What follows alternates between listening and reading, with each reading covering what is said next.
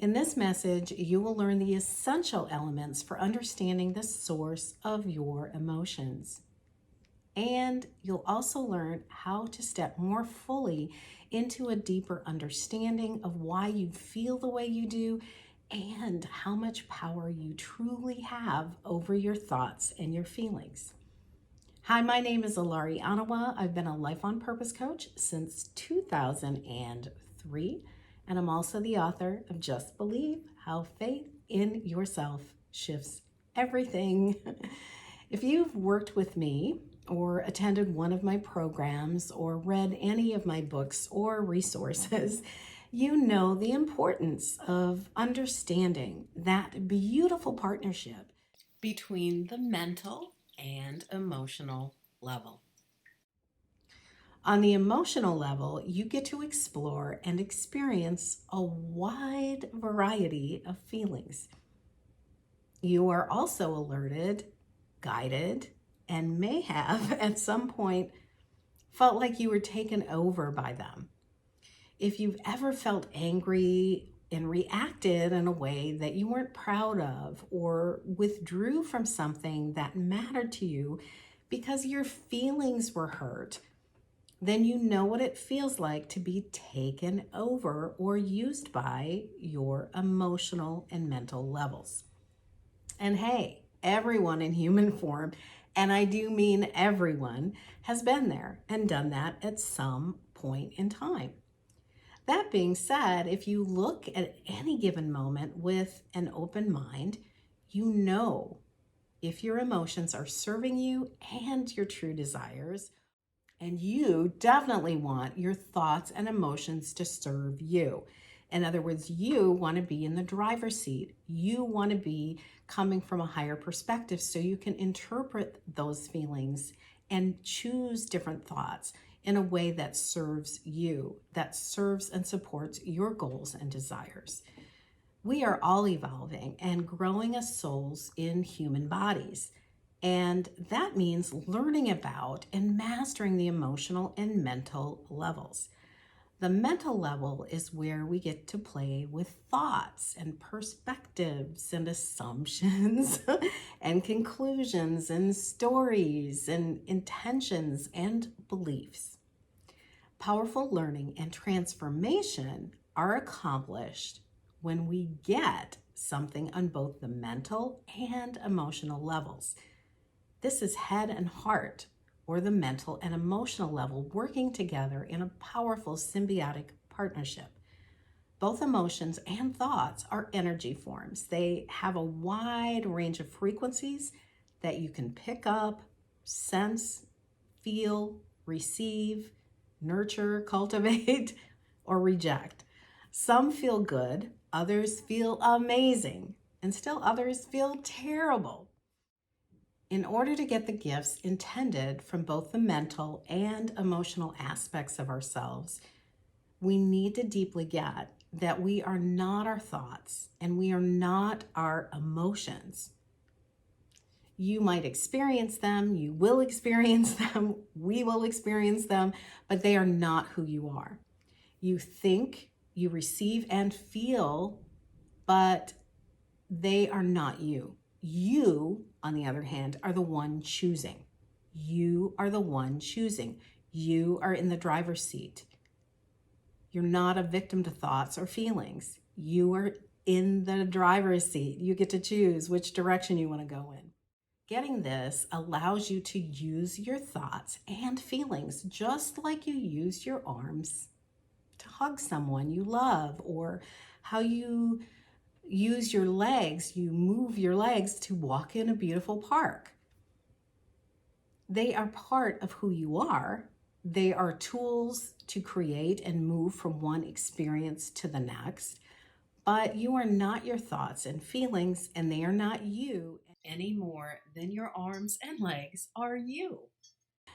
So why is this so important to really get and to embrace? Well, because if we think that we are our thoughts and emotions, then we are used by them. From that foundation, we get lost in the stories that we tell ourselves, or we get lost in stories other people tell us. And we don't understand how to use our thoughts and feelings to create the life experiences that we really truly want. It would be like your arms and legs having a mind of their own. Imagine having no control over where your legs take you or what your arms are doing. You'd be a victim to their every whim. You'd have no real choice or control over your experiences. You just have to go along with whatever your arms and legs wanted to do. And this is how many people treat their emotions and their thoughts. So this is what we effectively do. We give over control if we identify with the emotional and mental levels and think that that is who we are. It will feel like you have no say in the matter of how you feel or what you think or what happens to you.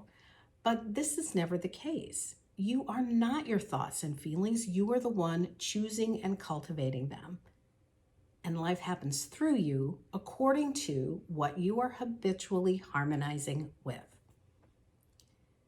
We practice habits of thought, and then our emotions tell us what we are in the process of creating or perpetuating, learning, attracting, or transforming. We choose all of it, even how people treat us. This is good to know because it means that you are powerful and life is done through you, as you, moment by beautiful moment.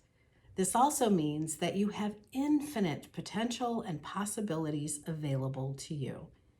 When we practice thoughts or mentally rehearse worst case scenarios, we'll naturally feel worried. That's the outcome of rehearsing a worst case scenario. We are creating that emotion based on the meaning that we are adding to our observations or what we're imagining could happen. If we keep going, we'll produce fear. Not because there's something to actually be afraid of, but because we are scaring ourselves. And with that type of thinking, we're actually creating then something to be afraid of, but not because that happened outside of us. We originated that. We created that first. And the same is true when we practice nurturing, can-do self-talk and attitudes. We feel better, we feel uplifted, and more in tune with who we truly are. We are creating more of what we really want when we support ourselves with nurturing thoughts. Emotions always show us what we are in the process of expanding in our experiences. So there are the events that happen in our lives, and then there are the stories or the meaning that we attach to those events. It's always the meaning that we place on the events that produces how we feel. It's not the external condition, the event, other people, their comments, places, or the circumstances that limit us or set us free. It is always the meaning that we place on those conditions, on those people, on the comments and events that produce our emotional state. Whether those emotions are insecurity, uncertainty, confidence, or empowerment, we cultivate all of it. Things happen in life. People and experiences come and go. This is as it should be, because we are eternal and we all get to choose how we feel, how we think, and who we want to be. We are also growing and expanding, and we will naturally want to explore new experiences, just as those in our lives will want to explore other adventures too. If we habitually focus on what's missing or what's wrong, rather than seeing what we gained from our experiences or what we truly, truly want to expand, then we create the illusion that there's something wrong when everything is just as it is. What we choose to see is what determines the quality of our lives and the actions we will or will not take. Often in our human journeys, we only stop and evaluate our choices or who we are being when we're feeling pain or loss in some form. The unwanted creation or the reaction comes first as a thought, then manifests into the form of a negative emotion. If we continue to nurture that unwanted experience, it becomes an unwanted habit or counterproductive behavior. Sometimes that less than ideal perspective graduates into the legendary 2x4 to the head. But nothing is ever truly lost, and it's never too late to embrace your power to choose something better. It's never too late to see yourself as the powerful soul on a journey that you are. When you see yourself as bigger, as the blended spiritual being that you are, you also are able to rise above the emotional and mental experiences and choose from a higher, wiser perspective. And that's really when life works, when you start seeing the wonder and the magic, and that's really when you're in your power. No emotion or perspective is preordained, inescapable, hereditary, or required. You create them, you receive them, and you feel them, but you are not them. Are all emotions useful? Can they be fun and feel good? Absolutely. Do you have to be stuck with any emotional response or behavior? Absolutely not, because you get to choose how you think and feel. You are choosing every single day by the perspectives that you predominantly feed. Being with your emotions, getting their wisdom and guidance, and transforming what you want to change is a skill that you can learn and master. Emotions, like thoughts, are energy forms, and you have the ability to use that energy in any way you choose. Imagine an artist working with paints on a canvas or molding clay or sand in her hands. This is a far more accurate depiction of who you are relative to your thoughts and feelings than thinking that some unwanted condition is just how life is or it's just how you are. You are not etched in stone. You are an evolving being. You are the artist, and your life is a canvas from which you get to create not only what you want to experience, but you get to create who you are. Isn't that a good truth to claim for yourself? Claiming that is part of what it means to be a realized self. An individual, a powerful and beautiful self-realized, on purpose being. You are free to choose how you'll see yourself, how you'll see others, and how you'll see the world. And the more you learn about yourself, the more power you have to create greater fulfillment, more happiness, and whatever else you desire, regardless of current conditions. Imagine a sandbox the size of the universe. You are currently playing in a sandbox of time and space on a planet we affectionately call Earth. A sandbox can be filled with colorful molds and buckets and shovels, or whatever you want to place in that sandbox. You get to build castles or moats or whatever your imagination conjures up. By the way, the term sandbox is also used by software developers to describe an environment where they can play with different possibilities and test new programs and things that they're in the process, applications they're in the process of developing in a safe way. And this is very similar to how you are learning to master life's energies as you grow and evolve as a soul. This is the sandbox of time and space, and you are the one exploring, testing, choosing, creating, learning, and expanding in consciousness. And your journey here is not just about the jobs you do, the roles you play, or the events and stuff you create inside of all this. Those are certainly magnificent gifts in and of themselves, but there's so much more. You are also creating your beautiful, powerful self every single step of the way.